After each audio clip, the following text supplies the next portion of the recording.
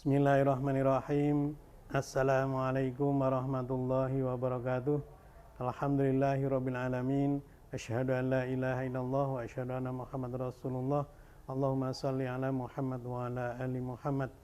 Teman-teman, pada episode ini kita akan mengkaji tarbiyah dari ibadah puasa itu. Bukankah kita sudah bertekad bahwa ibadah puasa kita tahun ini untuk menjadi ibadah puasa yang terbaik dalam kehidupan kita? Untuk itu hendaklah senantiasa kita dukung dengan berbagai amalan.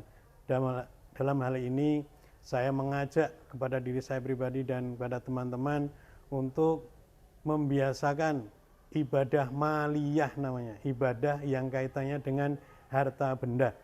Bukankah kalau kita mempersiapkan dengan baik, memprogramkan dengan baik, berinfak dan bersedekah di bulan Ramadan, Allah SWT akan melipat gandakan balasannya.